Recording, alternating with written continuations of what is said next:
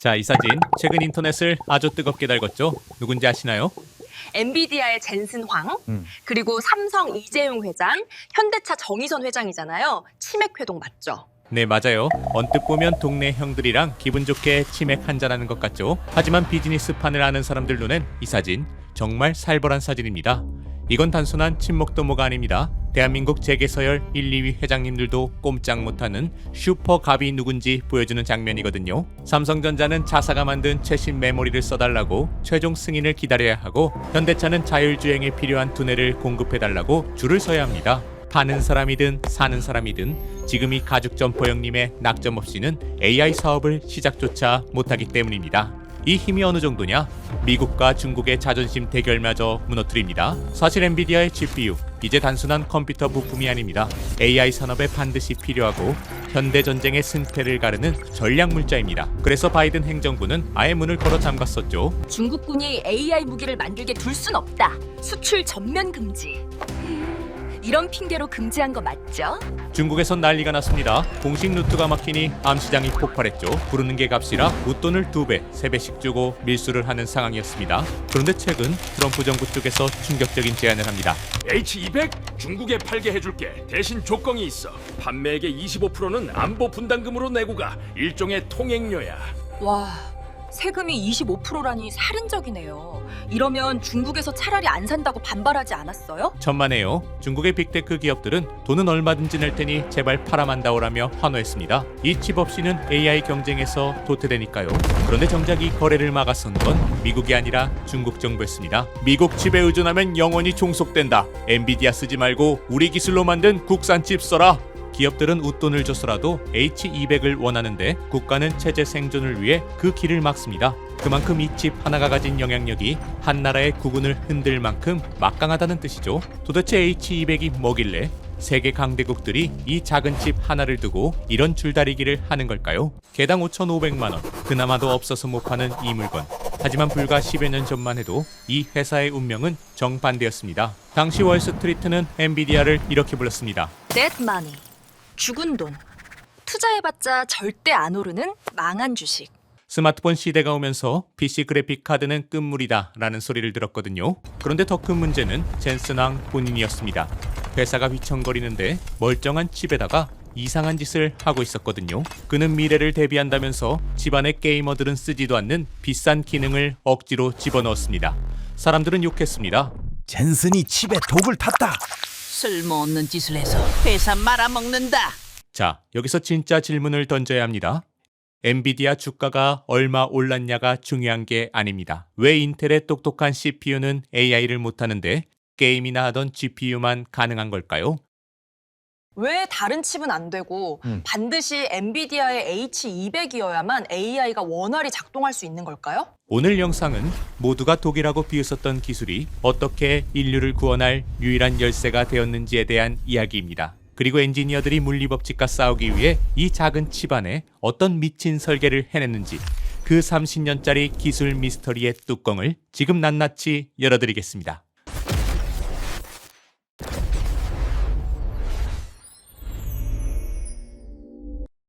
자, 여기 두 개의 주방이 있습니다. 여러분이라면 어디에 투자를 하시겠습니까? 왼쪽은 미슐랭 3스타 천재 셰프가 혼자 있는 주방입니다. 이 셰프는 CPU입니다. 아주 똑똑합니다. 혼자서 레시피 짜고 스테이크 굽고 플레이팅까지 완벽하게 처리하죠. 하지만 치명적인 단점이 있습니다. 손이 딱 2개뿐이라는 겁니다. 지금 당장 양파 100만 개 썰어 라고 시키면 아무리 천재라도 밤을 새워야 합니다. 반면 오른쪽은 GPU입니다. 여긴 셰프가 없습니다. 대신 피자 알바생만 5,000명이 서 있습니다. 이 친구들 복잡한 요리는 못합니다. 하지만 쪽수가 깡패입니다. 양파 썰어! 명령만 떨어지면 5,000명이 동시에 칼을 듭니다. 천재 셰프가 끙끙댈 때 이 알바 부대는 0.1초 만에 양파를 가루로 만들어버리죠. 2006년 젠슨 황은 바로 이 지점에서 미래를 본 겁니다. 앞으로 다가올 세상은 천재 한 명이 아니라 무식한 떼거지가 지배한다. 그래서 그는 미친 도박을 시작합니다. 단순히 피자나 굽던 알바생들에게 억지로 고급 언어 교육을 시키기 시작한 겁니다. 너네 이제부터 피자 구워 같은 쉬운 말만 듣지 마. 과학자들이 쓰는 프로그래밍 언어도 알아듣고 대화해야 해. 칩 안에다가 억지로 고급 언어 능력을 탑재해버린 거죠. 문제는 이 유학비를 누가 냈느냐는 겁니다. 바로 아무 죄 없는 게이머들이었습니다. 게임하는 데는 1도 필요 없는 기능 때문에 칩 가격은 비싸졌고 칩 크기는 커졌습니다. 게이머들은 폭발했죠. 야, 나는 게임하려고 사는데 왜 내 돈으로 알바생 어학연수를 시켜? 이게 바로 교차보조, 게이머 지갑 털어서 미래의 과학자들을 지원하는 경영학적으로 보면 미친 짓이었습니다. 그런데 2010년경 진짜 위기가 닥칩니다. 스마트폰 혁명이 터진 겁니다. 사람들이 PC를 안 사기 시작했습니다. 엔비디아의 본진이 무너지는 거였죠. 젠슨왕도 살기 위해 테그라라는 칩으로 모바일 시장에 도전했습니다. 저도 들어본 것 같아요. 그런데 망하지 않았어요? 네, 대실패입니다. 퀄컴과 애플 같은 거인들에게 짓밟히며 쫓겨났습니다. 설상가상으로 안방인 그래픽카드 시장마저 경쟁자 AMD가 치고 들어왔습니다. 우린 그런 쓸데없는 공부 안 시켜요. 성능 좋고 쌉니다. 게이머들은 환호하며 AMD로 갈아탔죠. 보십시오. PC 시장은 죽어가고 모바일은 망했고 경쟁자는 치고 올라오는데 이 양반 정신 못 차리고 여전히 쿠다에다가 회사 돈을 쏟아붓고 있는 겁니다. 월스트리트가 폭발했습니다. 젠슨왕은 끝났다. 회사를 일부러 망가뜨리고 있어. 그때 붙은 별명이 바로 데드머니, 죽은 돈. 아무리 투자해도 절대 살아날 수 없는 좀비 기업. 그렇게 모두가 실패했다고 믿었던 그때 역사상 가장 소름 돋는 우연이 터집니다. 원래 저 알바생들이 제일 잘하던 게 뭡니까? 게임 화면에 점 찍는 거였죠. 자, 이 괴물의 팔을 한번 볼까요? 매끈해 보이지만 사실 수천 개의 작은 점들로 이루어져 있습니다. 이 팔을 30도 돌리려면 그 각도를 수학적으로 푼 회전 횡렬이라는 숫자표를 좌표의 통째로 곱해야 합니다. 수천 개의 좌표와 회전 변환표가 1초에 수백만 번씩 쾅쾅 부딪히며 곱해지는 거죠. 이게 바로 3D 그래픽의 정체입니다.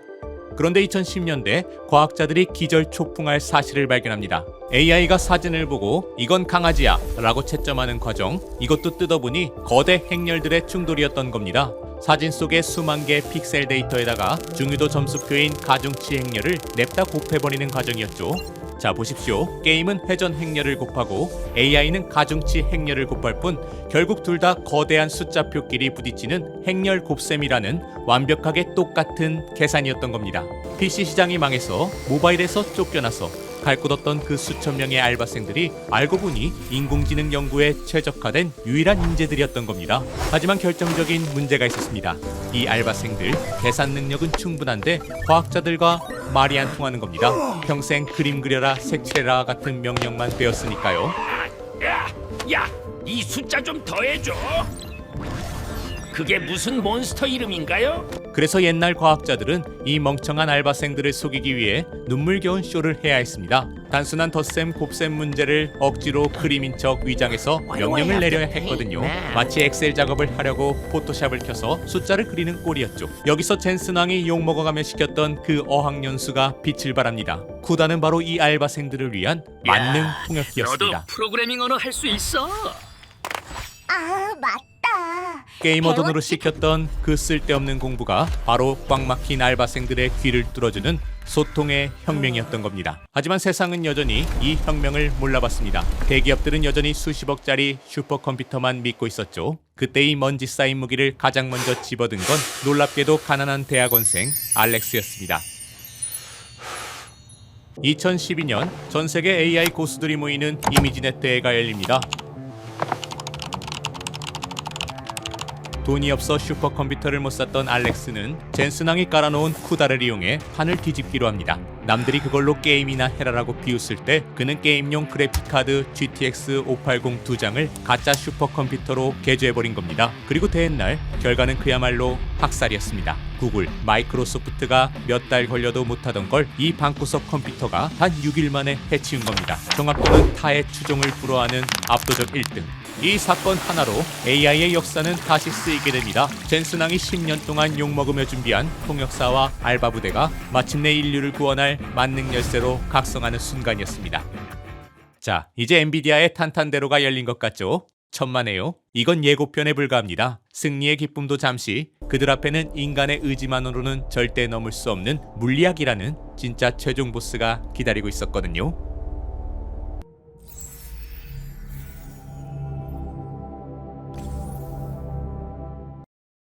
알렉스넷의 대성공 이후 엔비디아는 승승장구했습니다. 알바생 숫자를 수만 명으로 늘렸고 계산 속도는 비처럼 빨라졌죠. 모두가 이제 AI의 시대가 왔다고 환호했습니다. 하지만 그 축제 분위기 속에서 엔지니어들은 등골 서늘한 침묵을 마주하고 있었습니다. 요리사의 손은 빨라졌는데 정작 재료가 안 와서 요리를 못하는 상황이 온 겁니다. 문제는 속도가 아니었습니다. 구조였습니다. 우리는 지난 70년 동안 폰노이만이 만든 세상에서 살았습니다. 그의 규칙은 심플했습니다. 생각하는 방과 기억하는 방을 분리하라. 생각하는 방은 프로세서, 즉 CPU나 GPU이고 기업하는 방은 메모리, 즉 D램을 말하는 것이죠. 네, 맞아요. 이 둘은 물리적으로 떨어져 있고 그 사이는 좁은 복도로 연결되어 있죠. 그런데 굳이 두 개를 왜 따로 둔 것이에요? 이유는 아주 단순합니다. 방값 때문입니다. GPU라는 생각하는 방은 평당 100억 원짜리 최고급 명당입니다. 너무 비싸고 좁죠. 그런데 데이터라는 짐은 산더미처럼 많습니다. 이 비좁은 명당에 그 많은 짐을 다 쌓아둘 순 없잖아요. 그래서 짐들은 땅값이 싼 저 멀리 창고에 따로 보관하고 필요할 때마다 하나씩 가져와서 쓰는 게 가장 합리적인 방법이었습니다. 하지만 AI라는 거인이 등장하자 이야기가 달라집니다. AI는 책 한 권을 읽는 게 아닙니다. 도서관 전체를 통째로, 그것도 동시에 읽어야 합니다. 그런데 1945년에 지어놓은 이 집은 복도가 너무 좁습니다. 거인은 0.1초 만에 책을 읽을 수 있는데 정작 서재에서 책을 가져오는데 10초가 걸리는 상황. 우리가 믿어왔던 그 완벽한 규칙이 AI 시대에는 폰노이만 병목이라는 치명적인 족쇄가 되어버린 겁니다. 더 충격적인 건 그 기다림의 대가입니다. 스탠퍼드 대학의 빌 델리 교수는 이 비효율을 아주 흥미로운 숫자로 증명해냅니다. 책상 위에서 책을 읽는 에너지가 1이라면 저 멀리 서재에서 책을 꺼내오는 에너지는 무려 800이었습니다. 헐, 그러니까 인터넷으로 100원짜리 사탕 하나를 주문했는데 택배비가 8만 원이 나온 격이네요. 맞아요. AI가 똑똑해질수록 우리는 계산이 아니라 이 택배비에 천문학적인 돈을 낭비하고 있었던 겁니다. 그래서 엔지니어들은 결단합니다. 도로를 1024개씩 뚫어서 한 방에 보내자. 그런데 문제가 있습니다. 좁은 공간에 도로 1024개를 깔려면 전선이 머리카락보다 훨씬 얇아야 해요. 이런 미세한 선은 조금만 길어져도 신호가 가다가 죽어버리거든요. 그래서 GPU랑 메모리를 일반 플라스틱 기판이 아니라 반도체를 만드는 재료인 실리콘으로 만든 특수장판, 즉 인터포저 위에 코압까지 바짝 붙여야 했습니다. 하지만 여기서 땅의 문제가 터집니다. 이 조정밀 기판은 너무 비싸고 만들기도 어려워서 운동장처럼 크게 만들 수가 없거든요. 게다가 AI는 내용량이 너무 커서 메모리칩 한두 개로는 어림도 없습니다. 최소 8개, 12개는 있어야 이 거인의 뇌를 채울 수 있죠. 그런데 메모리 12개를 평평하게 쫙 깔면 땅은 좁은데 집은 많아서 집이 낭떠러지로 떨어지는 상황이 된 겁니다. 도로를 1024개 뚫으려면 이 비싼 땅 위에 올라와야 하는데 자리가 없습니다. 그때 누군가가 무릎을 칩니다. 옆으로 늘어놓을 자리가 없어? 그럼 위로 쌓아서 자리를 만들면 되잖아.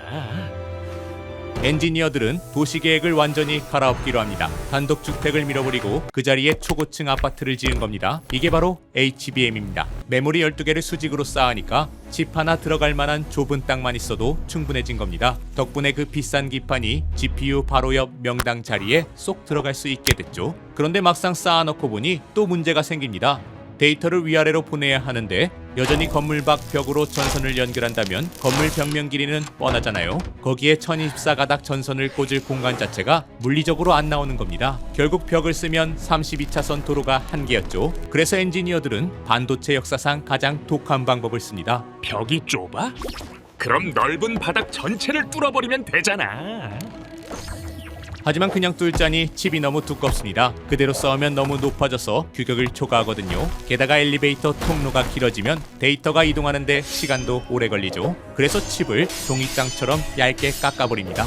얼마나 얇게 깎았는데요? 우리가 쓰는 A4 용지보다 3배는 더 얇습니다. 이렇게 얇게 만든 뒤 바닥 전체에 플라즈마 가스로 미세한 구멍을 수천 개나 뚫어버린 겁니다. 이게 바로 TSV, 실리콘 관통 전극입니다. 덕분에 데이터는 좁은 벽으로 나갈 필요 없이 1024개의 초고속 엘리베이터를 타고 꼭대기부터 1층까지 직통으로 이동하게 됩니다. 그리고 이렇게 수직으로 뚫린 고속도로를 타고 내려온 데이터들은 곧바로 옆방에 있는 프로세서로 달려갈 준비를 마치게 되는 거죠. 이 기술의 결정체가 바로 HBM입니다. 이토록 만들기 어렵고 정교한 칩을 생산할 수 있는 곳은 전 세계의 SK 하이닉스, 삼성전자, 자, 마이크론 딱 3곳뿐입니다. 한국 기업들이 이 시장을 주도하고 있죠. 아하, 이재용 회장이 젠슨 황과 치맥을 했던 진짜 이유가 바로 이거였군요. 네, 엔비디아의 까다로운 테스트를 통과해 이 최첨단 HBM을 납품하기 위해서였죠. 자, 이제 시선을 조금만 넓혀보겠습니다. 방금 우리가 본 그 혁신적인 초고층 아파트가 6채 모이면 어떤 일이 벌어질까요? 우리가 H200이라고 부르는 엔비디아의 칩이 완성됩니다. 우리는 흔히 이것을 괴물칩이라고 부르지만 자세히 들여다보면 이것은 칩이라기보다는 손톱만한 공간에 141GB라는 거대한 도서관이 들어찬 하나의 완벽하게 계획된 초밀도 도시에 가깝습니다. 가운데에는 연산을 담당하는 거대한 광장이 있고 그 주변을 HBM 도서관 6채가 빈틈없이 아주 바짝 호위하듯 둘러싸고 있죠. 하지만 진짜 혁신은 눈에 보이는 건물이 아니라 그 지하에 숨어 있습니다. 엔지니어들은 이 도시의 바닥 전체를 인터포저라는 특수한 지하 터널로 하나로 묶어버렸습니다. 이게 이 도시의 핵심입니다. 보통의 도시라면 도서관에서 광장까지 가는데 신호등도 건너고 도로도 타야 합니다. 하지만 이 도시에서는 아파트 출입구를 나서자마자 지하로 뚫린 6144개의 전용 통로를 통해 광장 한복판으로 순간이동을 합니다. 물리학에는 저항이라는 세금이 있습니다. 거리가 멀면 반드시 세금을 내야 하죠. 하지만 6,000개가 넘는 통로를 나노미터 단위로 붙여버린 이 순간 데이터가 이동하는 데 드는 비용, 즉 우리가 걱정하던 택배비는 거의 0에 수렴하게 됩니다. 그 결과는 초당 4.8TB. 숫자로만 보면 단순히 빠른 속도 같지만 이것은 질적인 변화입니다. 고화질 영화 1000편을 1초에 옮길 수 있다는 건 더 이상 인간이 데이터 전송 시간을 걱정할 필요가 없어진다는 뜻이니까요. 우리는 그동안 더 빨리 달리는 것만 고민했습니다. 하지만 H200은 우리에게 다른 답을 내놓습니다. 빨리 달리는 것보다 중요한 건 애초에 달릴 거리를 없애는 것이다. 이것이 바로 인류가 물리학이라는 거대한 장벽을 넘어서 인공지능이라는 새로운 기회를 맞이하게 된 결정적인 티핑 포인트입니다. 방금 우리는 HBM을 쌓고 바닥을 뚫어 조당 4.8TB라는 기적을 만들었습니다. 하지만 엔지니어들이 이 숫자에 그토록 집착했던 이유는 단순히 기록을 경신하기 위해서가 아닙니다. 그것은 고통의 역사를 끝내기 위해서였습니다.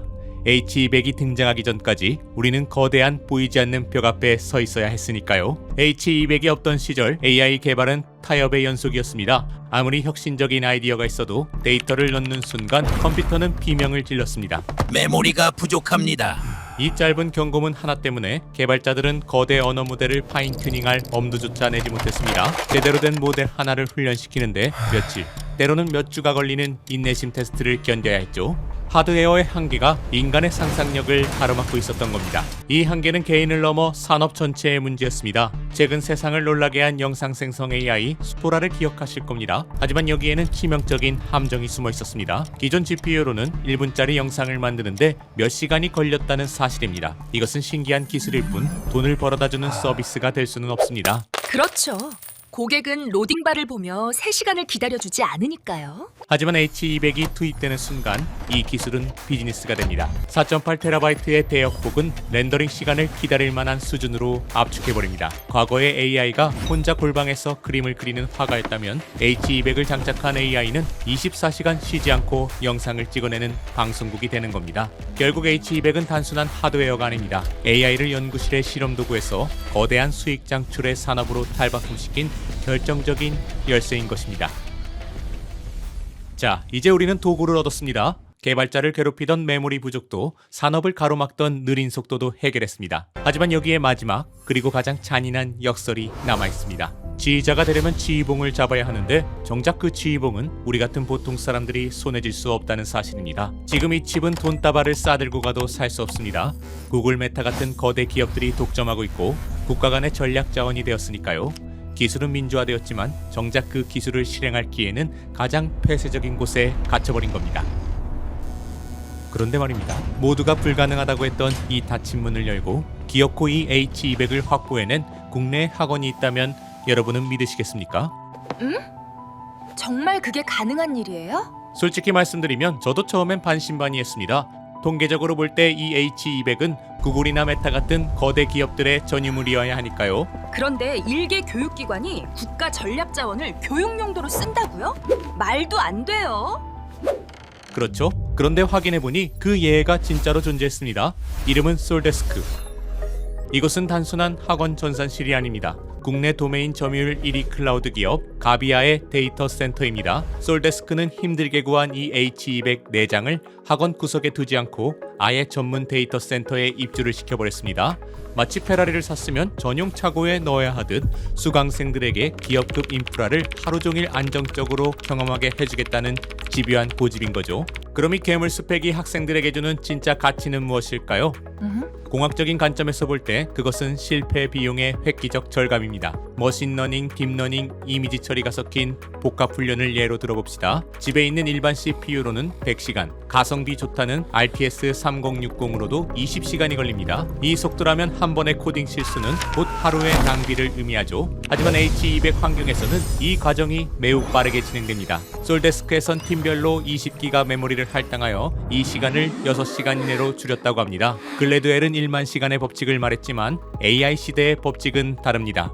누가 더 많이 연습하느냐가 아니라 누가 더 빨리 실패하고 수정하고 다시 돌려보느냐가 실력을 결정합니다.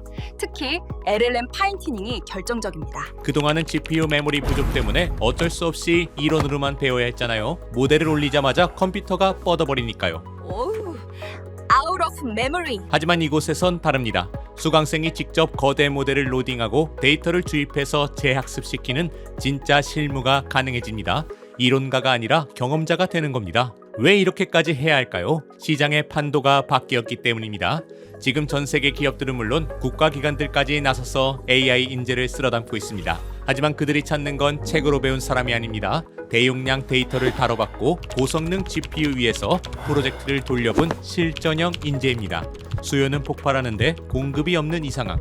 이것이 어쩌면 우리의 기회일 수 있습니다. 솔데스크는 이 흐름을 정확히 읽었습니다. 이미 2023년 서울지방고용노동청 최우수상으로 검증된 교육 환경에 시대가 요구하는 H200이라는 무기를 더한 겁니다. 앞서 저는 여러분이 단순한 코더가 아닌 AI를 부리는 지휘자가 되어야 한다고 말씀드렸습니다. 하지만 현실적으로 개인이 수천만 원짜리 장비를 갖추고 지휘 연습을 한다는 건 불가능에 가깝죠. 그런 면에서 볼 때 이것은 꽤 현실적이고 흥미로운 대안입니다. 기업이나 연구소가 아닌 곳에서 이 정도 인프라를 열어뒀다는 건 분명 드문 케이스니까요. 물론 선택은 여러분의 몫입니다. 다만 개발자를 꿈꾸는 분들에게 솔직히 말씀드리면 국내 교육 환경에서 이 H200이라는 엔진을 직접 다뤄볼 수 있는 곳 정말 드문 건 팩트입니다. 이론을 넘어 압도적인 스펙을 경험해보고 싶으신 분들이라면 한번 참고해보셔도 좋을 것 같습니다.